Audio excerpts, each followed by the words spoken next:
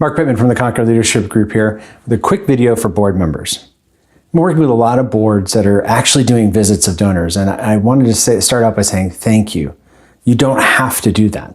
We know that. We know that you're already giving your time, you're already giving your wisdom, you're already giving your money to the nonprofit. To give even more time by actually building relationships with others is amazing. And it's something that we don't take for granted. So thank you for doing that. You're taking time to be with donors and prospects is bringing something to the table that no staff member ever could, because you're a board member.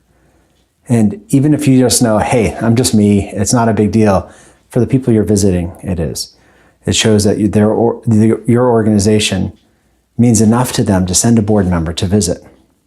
So here are 3 things to make those visits easier. The first thing that I would recommend you do, and I coach board members to do, is to know why they give. It's easy to think that you should know your mission statement for the nonprofit, or you should know the financials, you should have all the FAQs on their website memorized, but you probably don't, and that's okay. You can always find those some other place. But you should always know what connected you to the cause in the first place and what keeps you connected.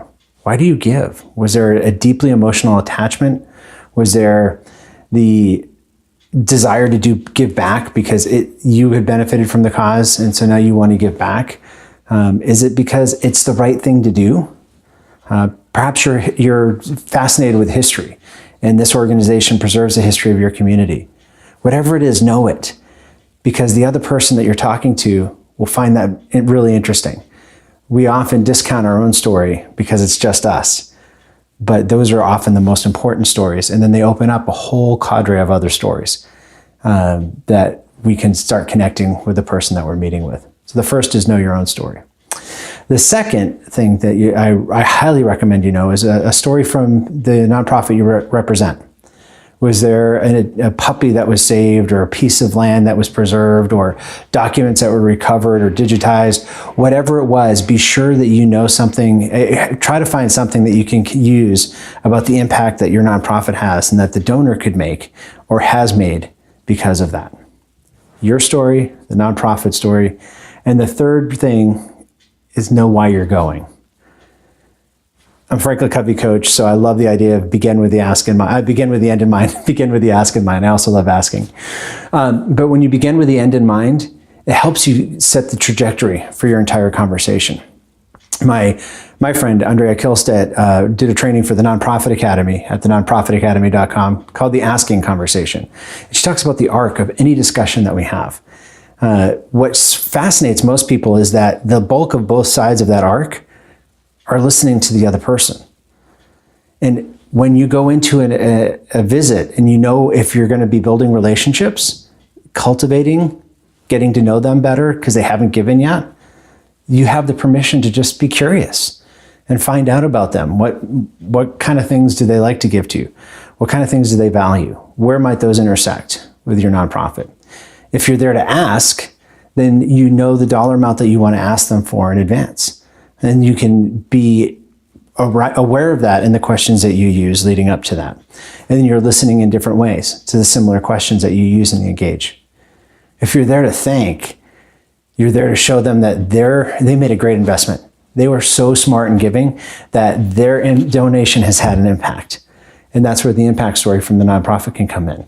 And you can ask them things like, what got you started? You can use the same questions, but they're slightly tilted based on the goal that you need that meeting to count for your nonprofit. If you have to start somewhere, I would say start with the thank you story, the thank you visits.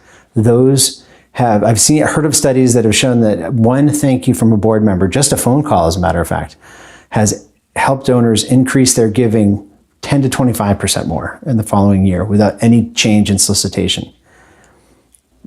We as donors value when board members take the time to care. And so don't discount the work that you're doing, and the thank yous are a great way to find out why other people love the cause maybe as much as you do, and remind you about different parts of your cause that you may have forgotten, or because you're so focused on one aspect, you forgot how cool it is in other areas. But any of the visits that you could be doing, engaging prospects, asking for money, or thanking donors, are just tremendous. You're doing things that your staff couldn't do, and you're helping keep they couldn't do it because they're not volunteers. People expect staff to say good things about the nonprofit, but you as a volunteer have a different credibility. And you're also helping ensure the future of your cause, because staff come and go, but our donors tend to stay, and our volunteers tend to stay with us, with our causes. So you're building that relationship beyond just staff, helps them to anchor into that organization even longer, and helps ensure the long-term viability of the work that you do. So thank you. Have a blast meeting with people. People love telling their story, and they love to hear yours. And remember the 3 things: why you give, a story of impact from your organization, and what's the purpose of your ask. And with that, you'll be well armed to do as many visits as you can fit into your schedule. Thank you so much.